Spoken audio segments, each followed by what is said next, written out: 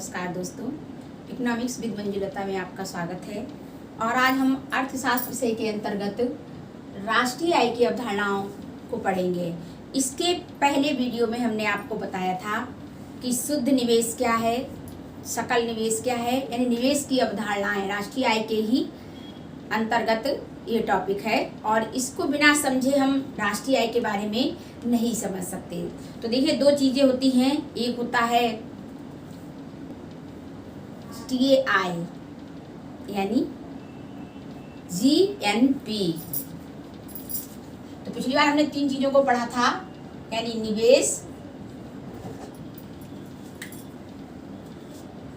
निवेश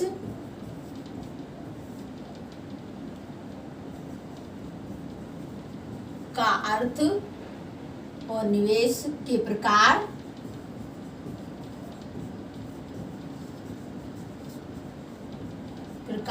और मूल्य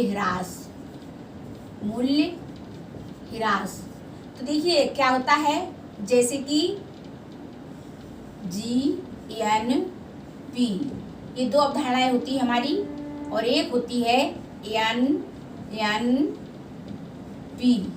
तो ये हमारी दो अवधारणाएं होती हैं राष्ट्रीय आय की मेन, जिसमें सबसे पहले क्या होता है कि इसका मतलब होता है सकल राष्ट्रीय उत्पाद, यानी सकल राष्ट्रीय आय या उत्पाद लिखेंगे। और इसका मतलब होता है शुद्ध राष्ट्रीय उत्पाद। तो देखिए, ये सकल है, सकल का मतलब है ज्यादा होना। तो ये क्या होता है, ये ज्यादा है। तो इसमें हम क्या करेंगे, जब हम अगर इसको शुद्ध को हमें ज्ञात करना होगा तो हम क्या करेंगे, जीएनपी में से मूल्य ह्रास को माइनस कर देंगे, इसको हम माइनस करेंगे। अगर हमें एनएनपी ज्ञात करना है तो हम क्या करेंगे, जीएनपी में से हम माइनस कर देंगे मूल्य ह्रास या डिप्रिसिएशन को हम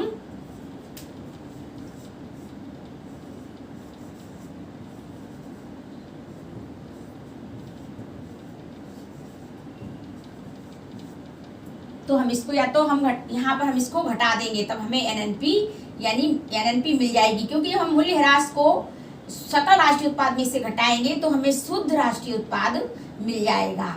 और अगर हमें जीएनपी ज्ञात करनी है तो हम क्या करेंगे, एनएनपी में इसको जोड़ देंगे।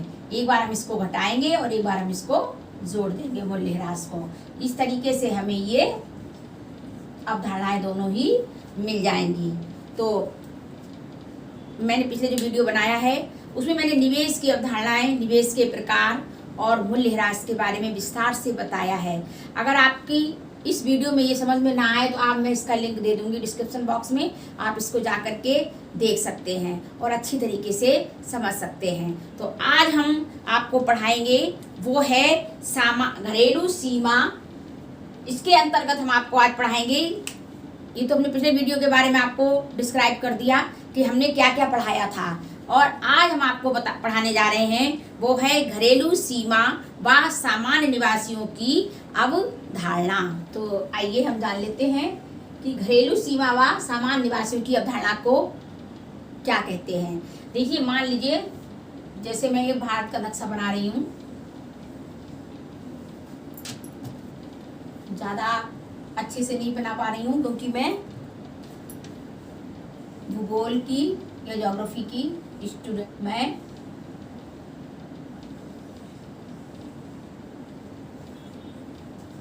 देखिए, ये हमारा देश, मान लीजिए हमने, ये हमारा देश है और ये देश की सीमा है, ये भारत देश है, उसकी ये सीमा है।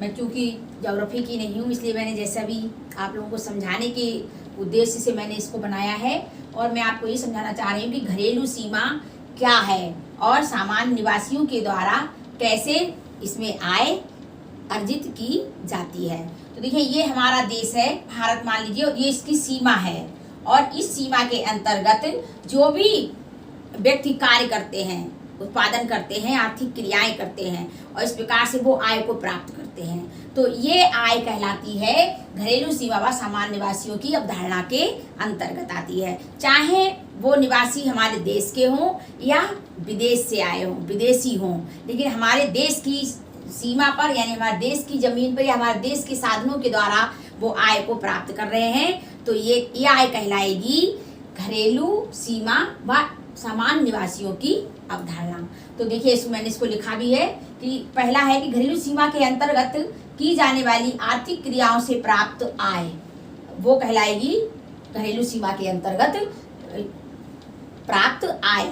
और दूसरा है आर्थिक क्रियाएं देश के निवासियों के द्वारा भी हो सकती हैं या विदेशियों के द्वारा भी, जो कि हमारे देश की सीमा के अंतर्गत की जाती हैं। तो ये कहलाती हैं घरेलू सीमा व सामान्य निवासियों की अवधारणा। इसको हम डी से डिनोट करते हैं। किससे डिनोट करते हैं? डी से, यानी डोमेस्टिक, डोमेस्टिक घरेलू, इसको हम घरेलू के नाम से बुलाते हैं और इसको हम घरेलू सीमा के अंतर्गत यानी सामान्य निवासियों की अवधारणा के नाम से जानते हैं। इसके बाद में आइए हम लोग अब दूसरी अवधारणा इसकी पढ़ लेते हैं, जो कि कहलाती है सामान्य निवासियों की अवधारणा। घरेलू सीमा व सामान्य निवासियों की अवधारणा के अंतर्गत क्या था कि वह आर्थिक क्रियाएं जो अपने देश की सीमा के अंतर्गत की जाती हैं, चाहे वो विदेशियों के द्वारा की जाए या अपने देश के नागरिकों के द्वारा की जाए।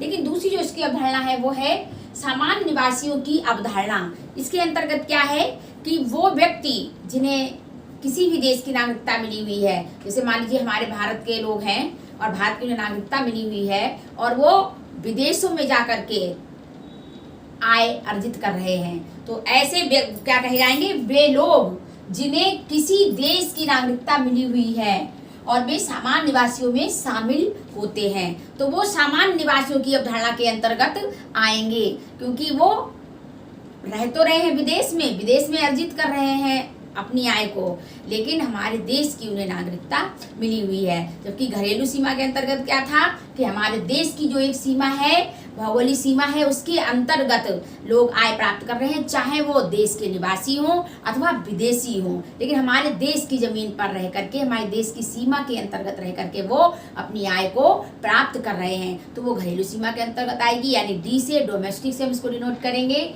और इसमें क्या है? ये सामान्य निवासियों की अवधारणा है। इसमें क्या होता है कि जिन्हें देश की नागरिकता मिली हुई है और वे लोग ही सामान्य निवासियों में शामिल होते हैं, चाहे वे ये आय वो चाहे अपने देश में रह करके अर्जित कर रहे हों या विदेश में रहकर अर्जित कर रहे होंगे। इसको हम किससे करेंगे?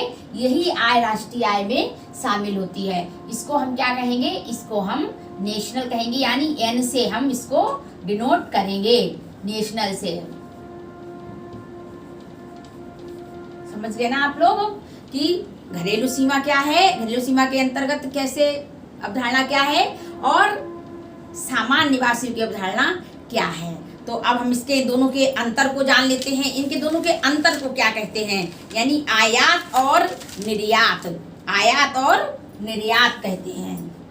आयात का मतलब होता है जो विदेशों से सामान आ रहा है हमारे यहाँ, और निर्यात का मतलब है जो हमारे यहाँ से जा रहा है। जैसे कि मान लीजिए ये पूरे विश्व का नक्शा है, ये पूरे विश्व का नक्शा है और इसमें जो आ रहा है, और यहाँ पे ये हमारा इंडिया है छोटा सा, तो देखिए यहाँ से जो विदेशों से जो आ रहा है इसमें, तो इसको हम क्या कहेंगे?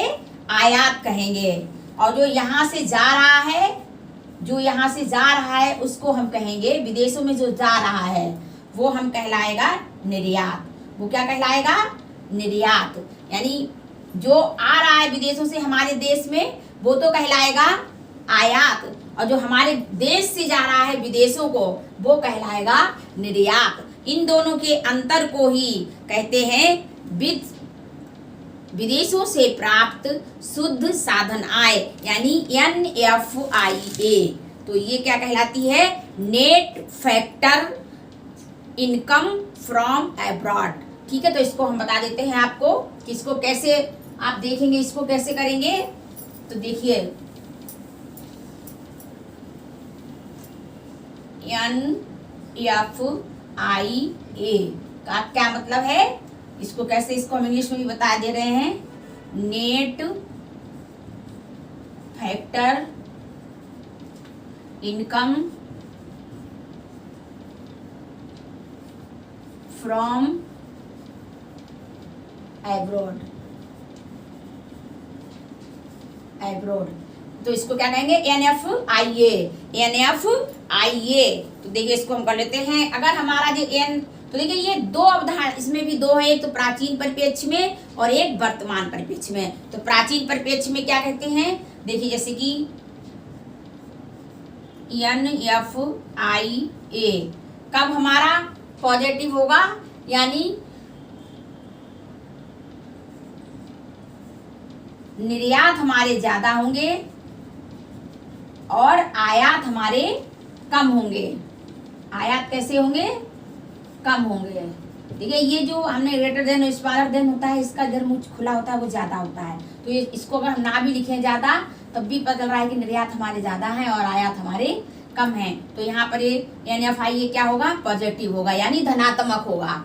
और लेकिन अगर हमारे निर्यात कम है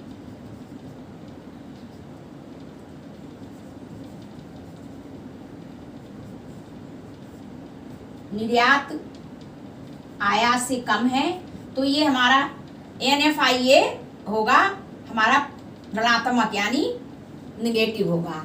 तो ये लेकिन ये था प्राचीन परिप्रेक्ष्य में। अब हम क्या कहेंगे, इसको NFIA को विदेशों से प्राप्त शुद्ध साधन आय,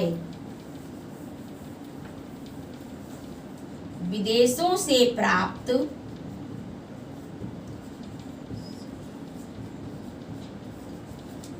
शुद्ध साधन आय।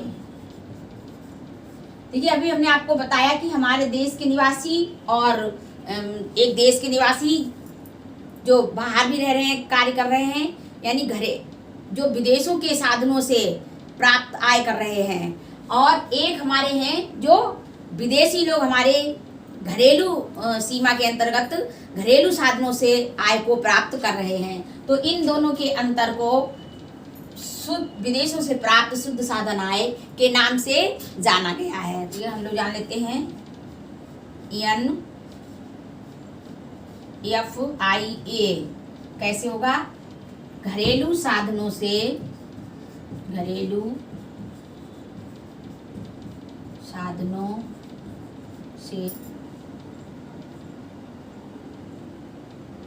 प्राप्त आय माइनस विदेशी साधनों से प्राप्त आय।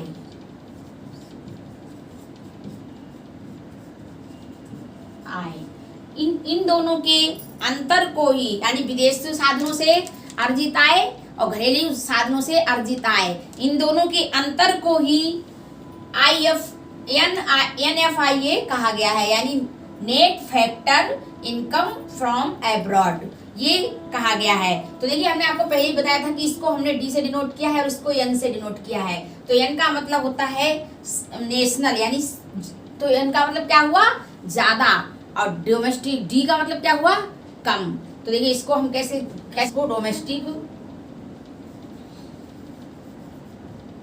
डोमेस्टिक और इसको नेशनल। तो देखिए हम इसको अभी आपको बता दे रहे हैं कि इन दोनों के अंतर को ही, जो ये दोनों हैं, इन दोनों के अंतर को ही विदेशों से प्राप्त शुद्ध साधन आय कहा गया है, यानी घरेलू और राष्ट्रीय इन आय है, जो घरेलू आय है, इन दोनों के अंतर को ही विदेशों से प्राप्त शुद्ध साधन आय कहा गया है, जो कि वर्तमान परिप्रेक्ष्य में सही और सटीक है।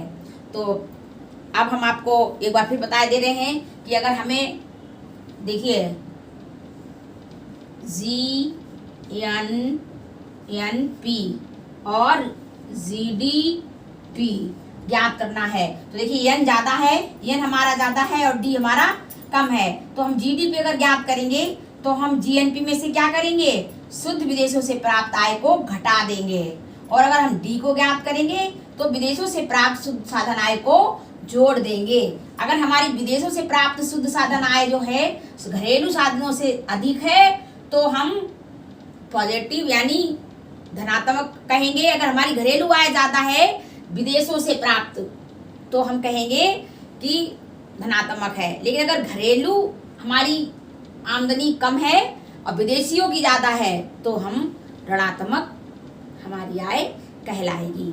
तो ये हमने आपको 3 अवधारणाएं बताई। एक तो घरेलू सीमा व सामान्य निवासियों की अवधारणा, दूसरी थी सामान्य निवासियों की अवधारणा और तीसरा था विदेशों से प्राप्त शुद्ध साधन आय यानी NFIA। इसके बारे में हमने आपको बताया और हमें पता है कि आप लोग अच्छे से समझ गए होंगे और आपको समझना भी जरूरी है और ये नोट करना भी जरूरी है। तभी आप राष्ट्रीय आय को अच्छे से जान पाएंगे और तभी आप उनकी गणना की जो विधियां हैं, आय विधि, उत्पादन विधि, व्यय विधि, इन मिश्रित विधि, इनके बारे में भी आप अच्छे से जान पाएंगे। अब हम अगले वीडियो में आपको बताएंगे कि विशुद्ध कर परोक्ष करों की अवधारणा। अगले हम जो आपको बताएंगे अगले वीडियो में वो रहेगा विशुद्ध परोक्ष करों की अवधारणा। इसका अध्ययन हम करेंगे नेक्स्ट वीडियो में। हमें आशा है कि आप लोगों को ये हमारा टॉपिक राष्ट्रीय आय की अवधारणा अच्छे से समझ में आ गया होगा कि नेशनल और डोमेस्टिक का इन दोनों के अंतर को ही विदेशों से प्राप्त शुद्ध साधन आय कहते हैं। अगर आपको GNP ज्ञात करना है तो आप उसमें GDP में विदेशों से प्राप्त शुद्ध साधन आय यानी NFIA को जोड़ देंगे और आपको यदि GDP ज्ञात करना है तो आप GNP में से उसको NFIA को घटा देंगे। तो इन दोनों के अंतर को ही शुद्ध विदेशों से प्राप्त शुद्ध साधन आय कहते हैं। धन्यवाद और हमारे वीडियो को लाइक करिए, सब्सक्राइब करिए और शेयर करिए ताकि ज़्यादा से ज़्यादा लोगों तक ये पहुंच सके। और मैंने बहुत ही मुश्किल से लास्ट में वीडियो बनाया है क्योंकि थोड़ा सा मैं बीमार भी पड़ गई थी तो काफ़ी समय बाद आपका ये राष्ट्रीय आय की जो अवधारणाएं हैं ये थोड़ा सा लंबा गैप ले गया और लंबा टॉपिक भी है। आपको हम अच्छे से समझाने की कोशिश कर रहे हैं तो हम चाहते थोड़ा समय भले ज़्यादा लग जाए लेकिन आप लोगों की समझ में ज़्यादा अच्छे से आ जाए।